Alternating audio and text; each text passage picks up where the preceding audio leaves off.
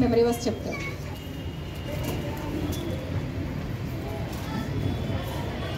అందరికీ వందనాలు.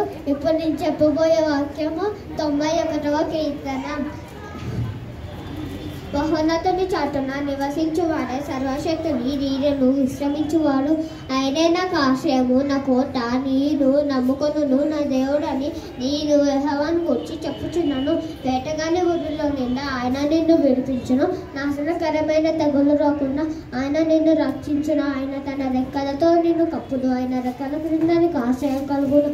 ఆయన సత్యము కేడవును దాలునై ఉన్నది. రాత్రి వేళ కలుగు భయమునకైనా, పగటి వేళ ఎగురు బాణమునకైనా, చీకటిలో సంచరించు తెగులునకైనా, మధ్యాహ్నమందు పాడి చేయు రోగమునకైనా నీవు భయపడుకున్నావు. నీ ప్రక్కన 1000 మంది పడినను, నీకు రోడ్డు పక్కన 10,000 మంది కూలినను అపాయము నీ వద్దకు రాదు. నీవు కన్నులారా చూచుచున్నగా భక్తిహీనులకు ప్రతిఫలము కలుగును. యెహోవా నీవే నా ఆశ్రయము అని నీవు మహోన్నతుడైన దేవుని నీకు నివాస స్థలముగా చేసుకొని ఉన్నావు. నీకు అపాయం ఏమీ రాదు, ఏ తగులున్నో నీ గుడారముకు సమీపించదు.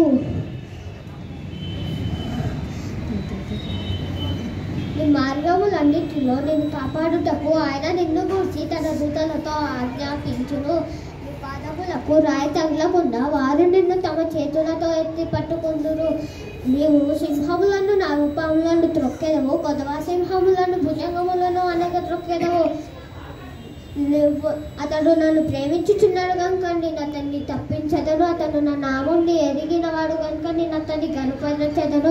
అతను నాకు మొరపెట్టగా నేను అతనికి ఉత్తరం ఇచ్చేదను. శ్రమలో నేను అతనికి తోడే ఉండేదను. అతన్ని విడిపించి అతన్ని గొప్ప చేసేదను. దీర్ఘాయము చేత అతనిని తృప్తిపరచెదను. నా రక్షణ అతనికి చూపించదను.